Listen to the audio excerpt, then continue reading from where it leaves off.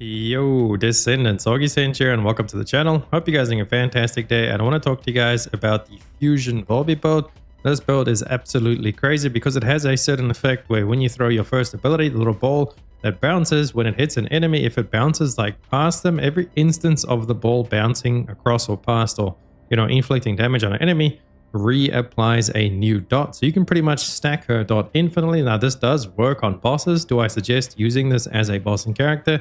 Definitely not. It's more of a meme, but for dungeons and running infiltrations and stuff like that, this build is very strong because the cooldowns are very short on this, and it has so much control because you can pretty much tow or pull all the enemies together using her ultimate. And with the cooldowns we have, our ultimate is down to like a 7-second cooldown or something, really fast. And then also, I don't know if a lot of people know that you have to actually make enemies wet. Well, you have to have them moist, so you got to have Valby's passive on them before your ultimate actually pulls in enemies. I did not know that until testing Valby with a lot of stuff. But yeah, that's why this build, basically you want to like prime the enemies also. You want to use your second ability to cover a large area and get them all moist. And then your third ability, the one that lets you travel through enemies, you can use that as well to set up a little bit. So you can kind of use all of these skills in tandem. Then you want to toss your ultimate, so the ball that like sucks everybody in, everybody that is moist and affected by a passive will get sucked in.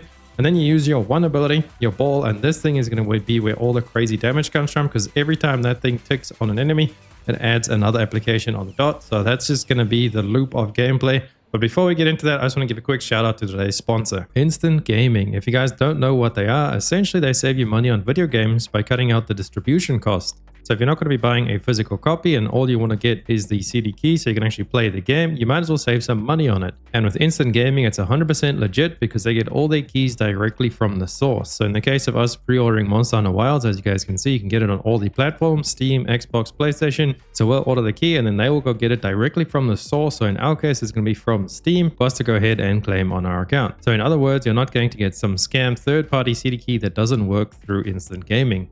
With them having a 4.7 rating on Trustpilot with over 700,000 reviews. So if you want to save some money on video games and of course support the channel by doing so, click the first link down below in the description, check out Instant Gaming. After you create your account and purchase your game, you're going to get your activation key on your account and you can go claim it in the preferred platform and download your game, and it works. It's that simple. So go save yourself some money on video games, click the link down below in the description, and thank you Instant Gaming for sponsoring this video. Alright, so first of all, let me just talk to you guys a little bit about the skills. We explained quite a bit in the intro. Just going to give you guys a little demonstration of how this dot just goes crazy. So this is standing. You want to try and always aim it as far down as possible so you can get like more boing or more air time, I guess, on the ball. So I say like 5-6 casts. We'll go one more cast. There's 6 casts or so of it. And now look how long this does damage for, because each like little boing that it had there was doing another tick of damage. This is going to go on well beyond, the game's actually.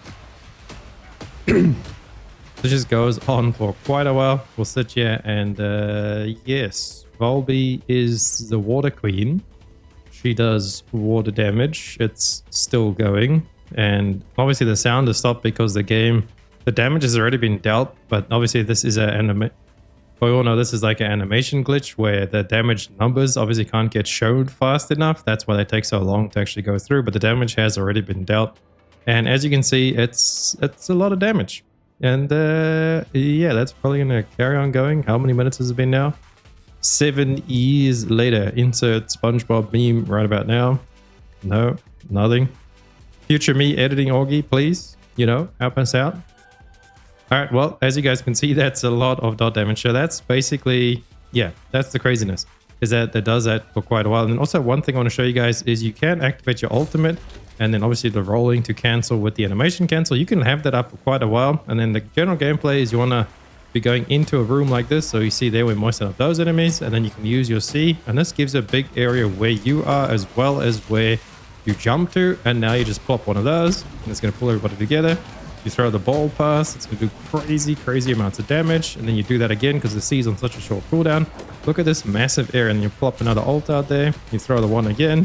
Oh, and guess what? Our C's back up again. And just look at this. This is insane. When you get into dungeons and stuff, this is just crazy fun. I think this is actually going to be one of the best builds when we get into Season 2 with the new like hard mode dungeons. I can't wait to test that out.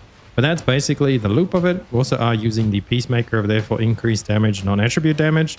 So try and get that if you can. It does add quite a lot of damage. And then one last thing is the Slayer set. we actually get to use the toad effect, because it says that when defeating enemies inflicted with toad is when they're being pulled around or something like that.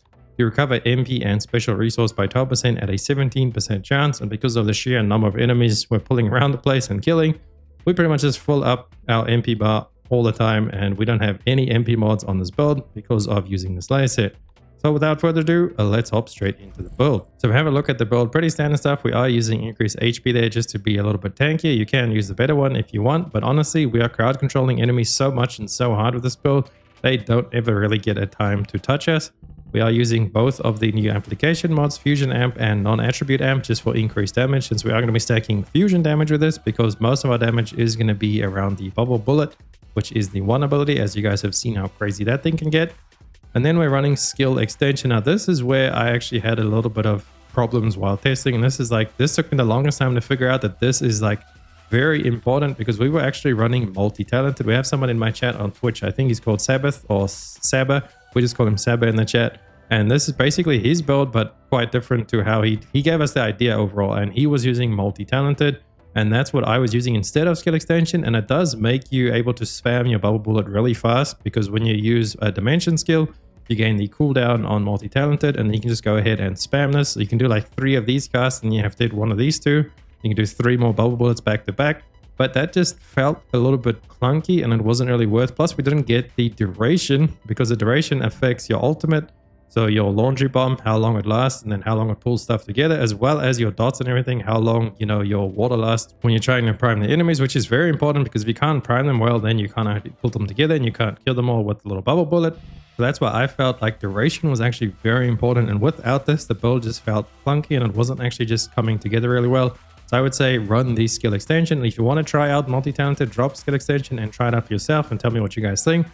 And then we have a massive focus on skill cooldown. If you guys have a look at my skills, there's 1.9 seconds on R1. We have 4.8 seconds on that. And then we have 4.3 seconds over there and 5.8 seconds over there. So as you guys can see, we have a ton of cooldown. We can use everything a lot. And since we have the 4 set from the Slayer giving us back MP, we can just spam everything and really prime everything and do it how I showed you guys in the intro. Very strong cooldown, very important. That's why you need nimble fingers. You need MP conversion. Both of those are mandatory. You need them for the cooldown. And then with the focus mods, we are running focus on non-attribute for non-attribute boost as well as cooldown, and focus on fusion again for cooldown as well as fusion boost. Now you could switch out focus on non-attribute for maybe the blue battle. I think it's called battle power or something. Battle power increase. Sorry, my bad. Power increase. This does give you a little bit more damage, like about 10, 15, 20k, something around that per tick, which does add up to a lot of damage, but you lose out on quite a bit of cooldown. I think this goes up to a 2.5 second cooldown.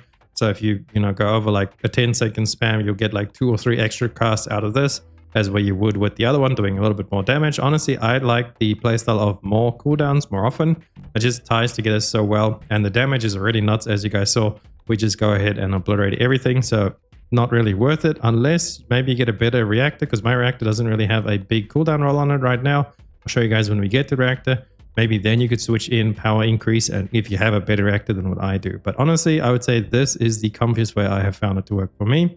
And then lastly, we do have 2 range mods as well, maximize range and skill expansion. This will just increase the range on all of your water stuff, so it's a lot easier to actually, prime the enemies, so to say, to get them all moist.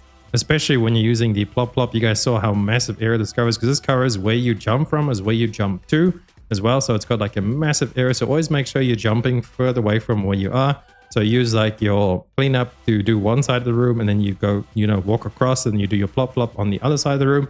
And there's just going to be water everywhere. And then this also does put a little bit of water down as well. So you can use this to prime as well at the same time. And you can also then use your laundry bomb. This does a little bit of water right on top of it. But for the most part, this is only going to pull in enemies that have been, primed by your other abilities. So that's the mod setup. You can't really change too much because this is very mandatory. I mean, the cooldown is a big thing. The range is really important. What you could maybe try and drop is the skill extension or the increased HP if you want to play with something else. But the way I have tested it with so many different ways and multi-talented, this just feels the comfiest and the easiest and just works really well together. And then this is the solo plop. This is the one that I was using on the boss skill with the Devour, just to try it out for fun. I would not recommend using this as a bossing build, but if you really wanted to, this is something you could do there. Dangerous Ambush just adds so much damage to not take this instead of multi-talented. I tried with multi-talented and I couldn't get the one phase on Devour, but maybe if you got a little bit lucky, if the ball goes right between his legs, It actually counts as like 2 ticks on both sides of him, so it does some crazy ticking there. I tried some of the other solo bosses. We got them all down to like almost the 1 phase. Executioner, we got Pyromaniac, all of them almost within 1 phase just using this. Plus we had a really bad reactor, so it possibly could 1 phase most of the solo bosses. However, I would not recommend it, especially because this thing over here, you've got to really try and aim this correctly. And if the Colossus walks into it, it kind of, you know, screws up with how you're trying to do it, because you're kind of trying to make it go past the Colossus so it can do those extra bounces and get the extra ticks. That's why I say for bossing, not the smartest thing, but overall I would not suggest using this solo bossing build that much unless you want to just play around with it and have some fun and use Valby for everything. Go ahead, that is the Moisty Toisty build. If you want to copy paste that, I have a whole nother video covering this one. This is basically just focusing on using her cleanup to do most of her damage, as well as Plop Plop, because it's going to focus on Dimension, doing all of the damage as like dots over time. And that's just like the slow one. If I'm doing outpost farming, this is the build I'll use, except I'll drop skill expansion if it's like a short range outpost. That's pretty much the outpost build I'm using on her, because we are using crit since we are using supply moisture. And you can use this as like a gun build as well, because supply moisture does give you crit for your guns as well. But that is the build overall. There's the mods if you guys want to just screenshot it real quick before I go and talk about the other things. There it is. You got 3 seconds, 2 seconds, and we're going to also grappling hook. Use whatever you want. You're just using it to get the increased capacity. I don't think you need to add the format to this if you don't want to, because it doesn't seem like we need it. I just had that because obviously we're running Moisty Toisty and our other builds and stuff. We just fully built her out. So up to you. You don't have to probably format that one last if you are missing a last little bit of module capacity. All right, moving on to our Slayer set. This is the components that we are using, mainly just for the skill power increase, 26.1%. We all know. I think this set is actually just perfectly made for Valby, especially with the toad effect coming in at the bottom, because that just completely negates the skill cost over there. So really important to actually have this set, gives you a ton of damage, and it's your way of generating MP back since we don't run any MP mods. We do have a decent pool of about 320 MP there. Make sure you get max MP recovery on your sensor, and try and get MP recovery modifier over there. Although the MP recovery modifier is not that important, I would say the max MP is probably the most important, just so you have a bigger MP pool to go ahead and cast stuff and then actually get your MP back.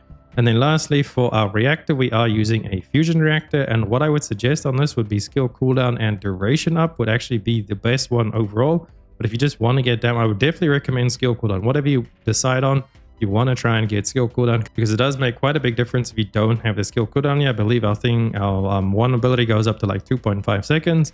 So that's still pretty short, but 2.5 versus 1.9, like we said in the intro, is just so much better over, you know, a longer period of time. More cooldown, the better. The build is heavily focused on cooldown, so the more, the merrier. Much better. Definitely want to get cooldown. And then the second role could either be fusion skill damage or non-attribute damage, or duration is what I would suggest. Any one of those 3 different effects. And then also make sure you do have the Peacemaker mounting, because the Peacemaker does give you a ton of damage.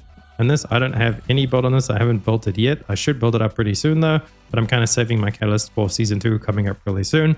So Peacemaker, I'm just using it as a stat sake. We never use our weapon throughout all these testing and dungeons and stuff, and we're just using it fully to go ahead and nuke with her abilities and suck them all in and nuke them some more. And Valby, very fun.